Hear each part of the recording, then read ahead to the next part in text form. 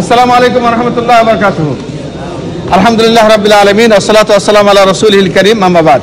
قال الله تعالى وقضى ربك الا تعبدوا الا اياه وبالوالدين احسانا। সম্মানিত দিনী ভাইরা, আল্লাহ সুবহানাহু ওয়া তাআলা সূরা বানী ইসরাঈলের মধ্যে বলছেন যে আল্লাহ রাব্বুল আলামিনের ইবাদত করার পরে তিনি ওসিয়ত করছেন, তিনি আল্লাহ সুবহানাহু ওয়া তাআলা ফয়সালা করছেন, তিনি হুকুম দিয়েছেন, তিনি নির্দেশ দিয়েছেন যে আল্লাহ ছাড়া অন্য কারো ইবাদত করা যাবে না। তারপরে পিতামাতার সঙ্গে ইহসান করতে বলছেন, সৎ ব্যবহার করতে বলছেন। আজকে আমাদের এটা দেখার দরকার হুকুকুল ওয়ালিদাইন, বাবা মার হক কি। সংক্ষেপে বলি যে একটা বাবা মার হক, এক নম্বর হলো যে তাদের ভরণ পোষণ দেওয়া। বাবা মার হক হলো তাদের ঔষধপাতি দেওয়া। বাবা মার হক হলো তাদের সঙ্গে সৎ ব্যবহার করা। বাবা মার হক হলো তাদের সঙ্গে এমন কোনো খারাপ ব্যবহার না করা।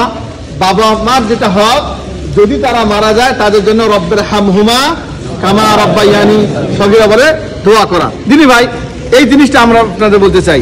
এই যে বাবা মার হক, খিদমতুল ওয়ালিদাইন যাকে বলা হয়, আল্লাহ রাসূলকে একজন সাহাবী বলে, ইয়া রাসূলুল্লাহ মান আহাক্কু বিহুসনি সাহাবাতি, ইয়া রাসূলুল্লাহ আমি কার সঙ্গে ভালো ব্যবহার দেখাবো? রাসূলুল্লাহ বললেন উম্মুকা, তোমার মা। তারপর বললেন সুম্মা মান, কার সঙ্গে ভালো ব্যবহার দেখাবো? বললেন উম্মুকা, তোমার মা। সুম্মা মান, কার সঙ্গে? বলে তোমার মা। কয়বার বলছেন? তারপর সুম্মা মান, বললেন আবুকা, তোমার বাবা। অতএব বাবা মার সঙ্গে ভালো ব্যবহার দেখা সবচেয়ে বড় জিনিস। ওকে, তা ভাই আপনাকে আমি প্রশ্ন করবো এখন যে আমরা হুকুকুল ওয়ালিদাইন, কিন্তু আমাদের যে হক একটা বলেন তো দেখি।